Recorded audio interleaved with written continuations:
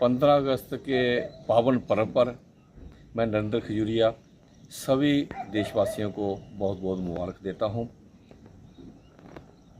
और ख़ास तौर से जिन सूरवीरों ने हमें इस देश को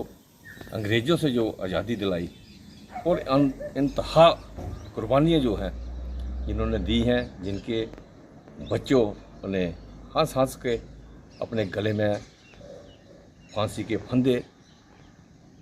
डाले और उन माताओं को शत शत नमन के जिन्होंने इस धरती पे सूरवीर पैदा किए और अंग्रेज़ों से उन्होंने गुलामी की जंजीरों से निजात दिलाई। आज के इस पर्व पे उन वीरों को जो सरहदों के ऊपर 24 घंटे निगाहबान हैं और हमारे देश की रक्षा के लिए 24 घंटे कुर्बानी देने के लिए वो तत्पर रहते हैं। मैं उन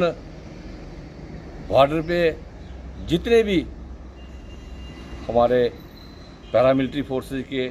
और जितने लोग हमारे पुलिस के, बीएसएफ के, एयरफोर्स के, इन सभी को इस देश की रक्षा के लिए इनको लाख लाख बधाई देते हैं और आशा करते हैं कि ये देश की सुरक्षा के लिए 24 घंटे जो तत्पर रहते हैं। हमारा जितना भी नौजवान जो है, हमारे इस देश के अच्छी सोच रखने वाले लोग जो हैं, वो सदैव इनके साथ हैं और हम भगवान से ये भी प्रार्थना करेंगे कि हमारे भारत की जो सरकार जो है ये भी सचेत रहे, किसी भी दुश्मन का मुकाबला करने के लिए भरसक प्रयास में रहे और ख़ास तौर से हमारे जो नई पीढ़ी जो है, नौजवान जो हैं, उनको उनके मुताबिक, उनकी पढ़ाई के मुताबिक, उनकी सेहत के मुताबिक, उनकी सोच के मुताबिक उन्हें रोज़गार जो है वो ये सरकार दे, ताकि इस देश को आगे बढ़ाने में हमारे नौजवानों का जो है ये योगदान बना रहे। और ख़ास तौर से ये भी कहूँगा मैं उन नौजवानों को, उन बच्चों को कि अपने माता पिता के संस्कार जो हैं अच्छे, वो उनको अनुग्रह करें, उनका अनुसरण अवश्य करें। क्योंकि हम कई बार देखते हैं कि उन माता पिताओं की हम जब दशा देखते हैं कि हमारे यहाँ पे वृद्ध आश्रम जो हैं हिंदुस्तान के अंदर, तो जब वो माता पिता उन्होंने अपने बच्चों को कैसे पाला होता है, जैसे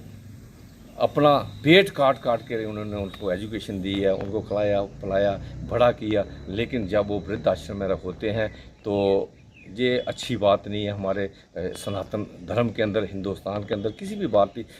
वासी के लिए ये ठीक नहीं है। तो हम चाहेंगे कि किसी का भी माता पिता, बहन भाई जो है वो वृद्धाश्रम की ओर नज़र ना रखे, उधर मत जाए और हमारे बच्चे जो हैं ये अपने माता पिता की सेवा करें। उनको भी यही बात होती है कि हमें हमारे बच्चे जो हैं जब बढ़ेंगे, फलेंगे, फूलेंगे और समाज की सेवा करेंगे। इन्हीं के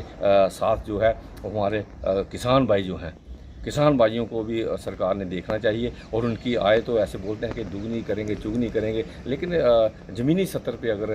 वो अगर दुखी हैं या कुछ भी है, उनकी तरफ इन्होंने सरकार ने ध्यान देना चाहिए। तो मैं पुनः एक बार फिर